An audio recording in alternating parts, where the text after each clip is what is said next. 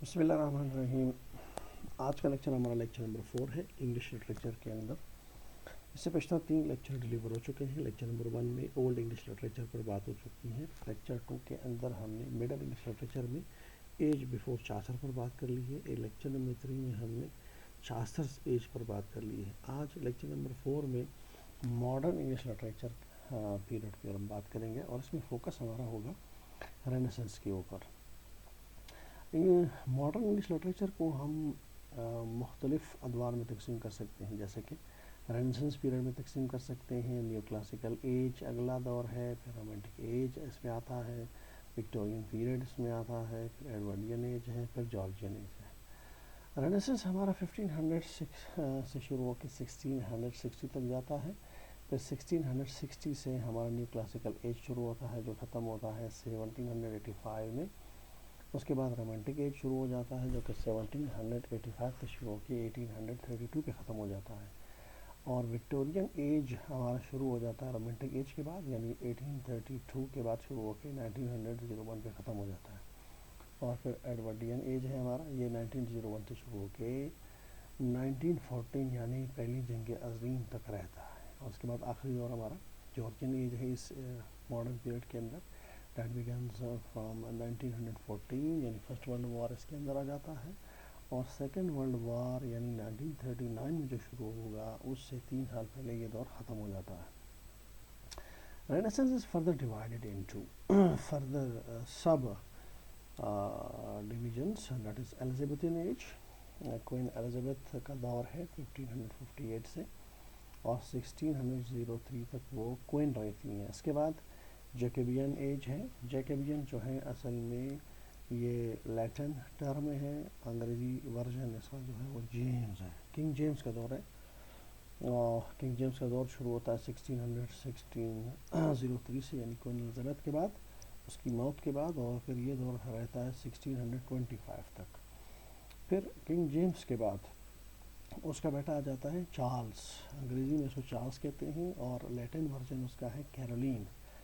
तो Caroline as जो है वो 1625 में शुरू होता है और ये 1649 पर उसकी मौत पर ख़त्म हो जाता है। उसकी मौत कैसे वाक़या होती है?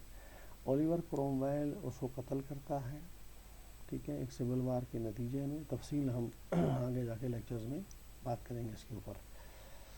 और ये दौर जब ख़त्म हो जाता है तो कॉमनवेल्थ शुरू हो जाता है, यानी ओलिवर क्रोमवेल का दौर है, यानी पब्लिक का दौर है, राय अम्मा का दौर है, इसको आप जो भी नाम दें, ठीक है। दैट बिगेंस फ्रॉम 1649 और ये ख़त्म हो जाता है 1660 में, ठीक है।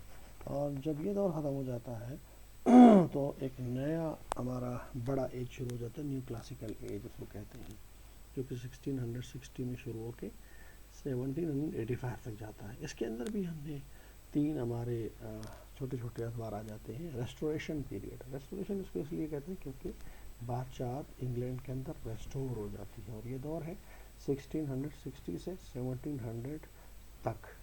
इसके बाद अगस्टन एज शुरू हो जाता है जो कि 1700 से शुरू होकर 1745 में ख़त्म हो जाता है।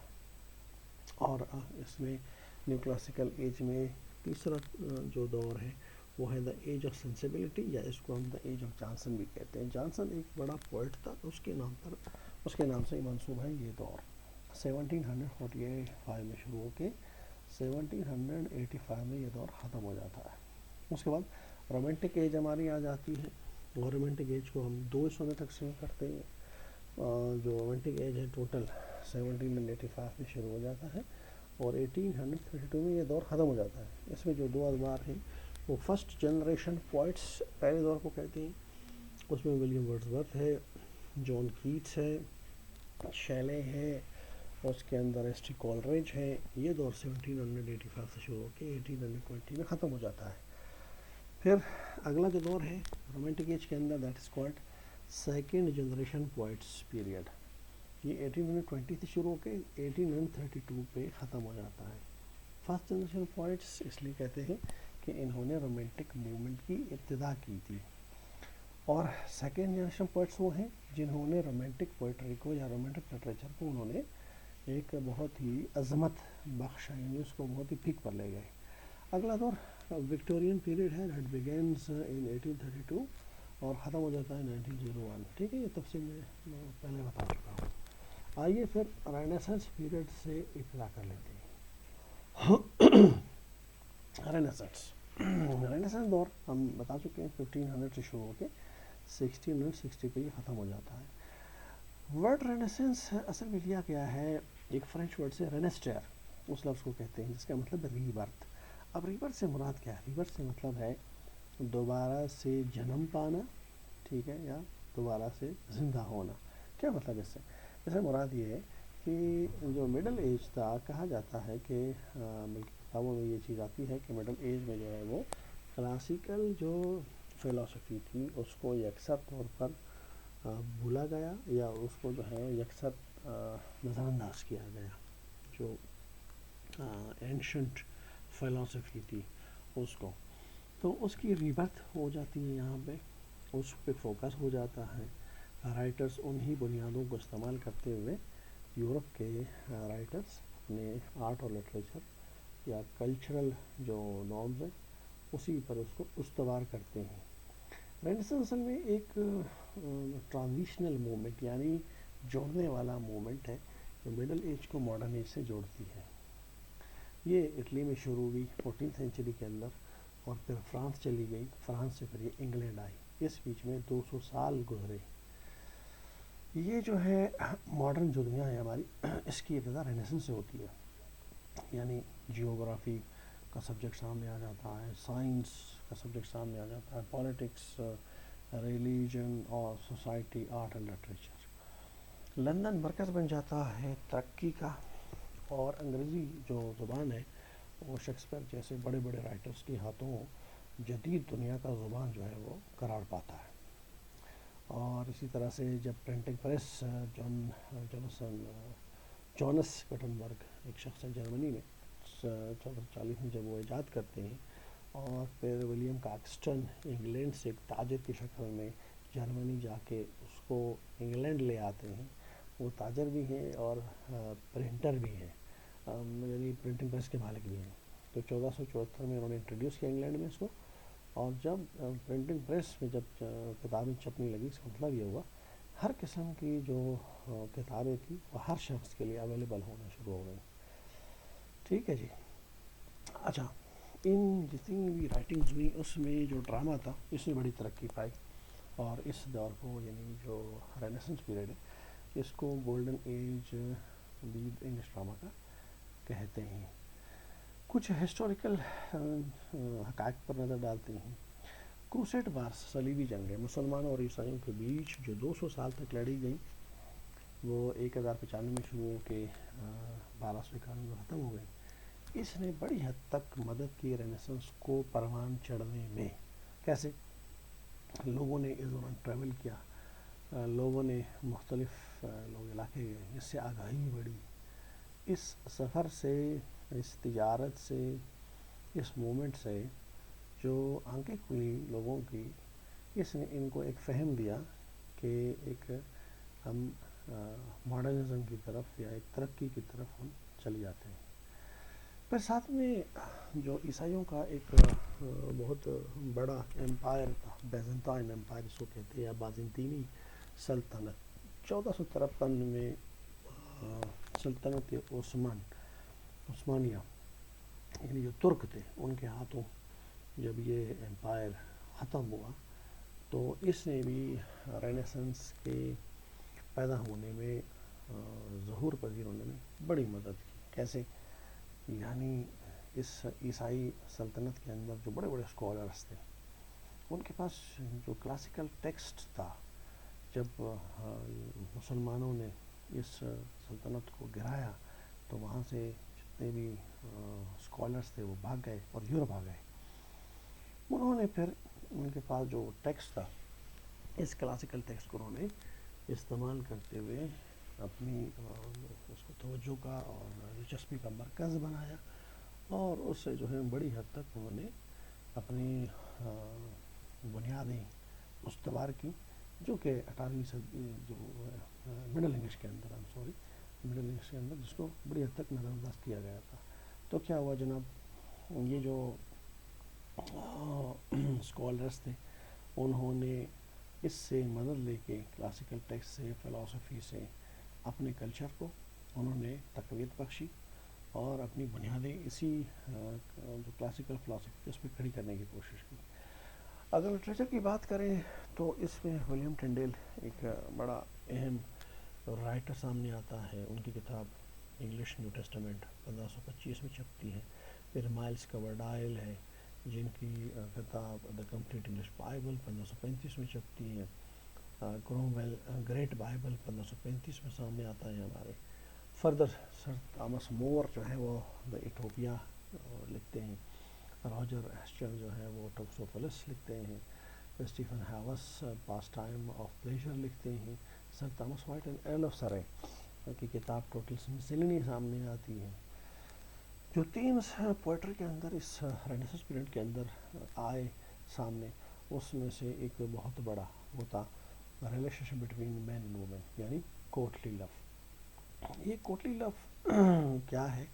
کوٹلی لو جو ہے بادشاہوں کے دربار میں جو نائٹس تھے، یعنی جو جنگجو تھے، جو فوجی تھے، جو سپہ سالار تھے، ان کے اور بیرنس کے بیگمات کے بیچ جو ایک افیئر نے جنم لیا، that is known as courtly love. ٹھیک ہے. اس کے علاوہ جو تھیمس تھے لٹریچر کے اندر، ٹریشری، غداری، منافقت، یہ ساری تھیم جو ہے استعمال ہوئی پوئٹری کے اندر.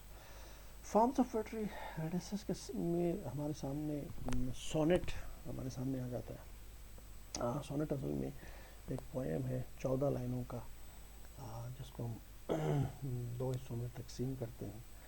یہ سونیٹ جو ہے وہ پیٹرارک اٹیلین ایک بہت بڑا پوائٹ اس نے ڈیولپ کیا، اور پھر وہاں سے اس کو سر تھامس وائٹ اور ارل آف سرے، جس کو ہنری ہاورڈ بھی کہتے ہیں، وہ لے کر انگلینڈ اس کو آئے ہیں. ٹھیک ہے. اور وہاں اس کو متعارف کرایا ہے. اچھا، فارمس پوئٹری میں پھر ہم جو ابھی میں ذکر کر چکا ہوں کہ سونیٹ ان لوگوں نے انگلینڈ میں لائے. پھر ہنری ہاورڈ جو ارل آف سرے کہلاتا ہے، اس نے کیا کیا، اس پوئٹری کو، سونیٹ کو اس نے بلینک ورس میں لکھا. بلینک ورس کیا ہے؟ بلینک ورس سے مراد ہے شاعری کو اس طرح کمپوز کیا جائے کہ ہر لائن آف پوئٹری کے اندر ہم 5 پیئرز بنائیں. 5 پیئر سے مراد یہ ہے کہ 2 سلیبل کا ایک پیئر، اور ہر سلیبل جو ہے وہ پہلا سلیبل ہر جوڑے میں انسٹریسڈ ہو، دوسرا اسٹریسڈ ہو. اس طرح کے 5 ہو تو اس کو ہم کہیں گے آئمبک پینٹامیٹر. ٹھیک ہے جی. اور پھر ہر 2 لائنیں آپس میں رائم نہ کریں، ہم آواز نہ ہو.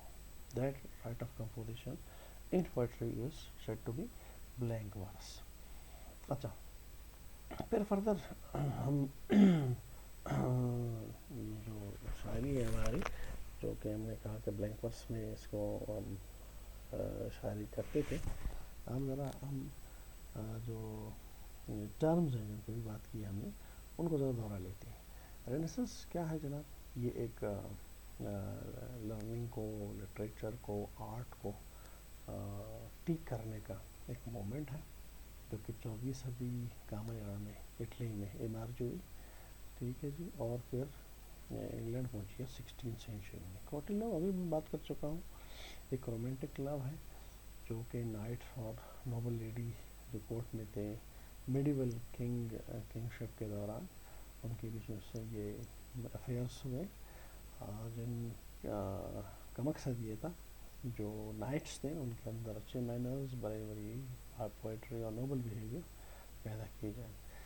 سونیٹ جناب ایک پوئم ہے جس پہ ہم نے بات کی 14 لائنوں کی، جو کہ ان تھیمس کو استعمال کرتی ہے: love, beauty, time, nature, deep emotions.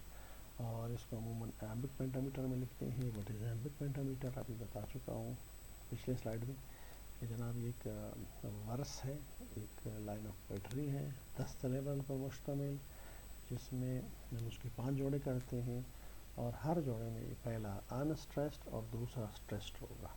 ٹھیک ہے. جیسے آپ دیکھ سکتے ہیں، مثال کے لیے میں نے ڈا ڈم ڈا ڈم، یہ جو چھوٹی انگریزی میں اسمال لیٹر میں ڈا ہے، اس کا مطلب ہے انسٹریسڈ. یہ جو کیپٹل لیٹر میں سارے اپر اس میں لکھے ہوئے ہیں لیٹرز میں، وہ اس کا مطلب ہے اسٹریسڈ. ٹھیک ہے، تو انسٹریسڈ، اسٹریسڈ، اس طرح کے دیکھیں 5 جوڑے آپ کو ملیں گے. اور رائمنگ اسکیم کیا ہوتی ہے سونیٹ کے اندر؟ یعنی رائمنگ اسکیم سے مراد ہے یعنی جو ورس ہیں ان کے اینڈ رائم کریں گے. کیسے رائم کریں گے؟ پہلا جو ورس ہے وہ رائم کرے گا تیسرے کے ساتھ، دوسرا چوتھے کے ساتھ. اے دیکھ رہے ہیں، اے پہلا ہے، ایک تیسرا ہے. پہلی ورس تیسرے کے ساتھ اور دوسری ورس چوتھے کے ساتھ، پھر پانچویں ورس ساتویں کے ساتھ، پھر چھٹی ورس آٹھویں کے ساتھ، پھر نویں ورس 11ویں کے ساتھ، پھر 10ویں ورس 12ویں کے ساتھ، اور آخری جو دو ہیں جی لکھا ہوا ہے یعنی 13th اور 14th وہ رائم کریں گے. ٹھیک ہے جی، ہم آواز ہوں گے. بلینک ورس بھی بتا چکا ہوں آپ کو پہلے، ان رائم پوئٹری ہے یعنی وہ یہ رائم نہیں کریں گے، آخر میں ہم آواز نہیں ہوں گے لائن آف پوئٹری. اور یہ بھی ایمبک پینٹامیٹر میں لکھا جاتا ہے. ایمبک پینٹامیٹر سے مراد ہے کہ 5 جوڑے، ایک لائن آف پوئٹری کو 5 جوڑوں میں تقسیم کیا جائے گا سلیبل کے حساب سے، اور ہر جوڑے میں 2 سلیبل ہوں گے، پہلا انسٹریسڈ ہوگا، دوسرا اسٹریسڈ ہوگا. ٹھیک ہے، جس کو کہتے ہیں ایمبک. پینٹا مانا 5. ٹھیک ہے جی.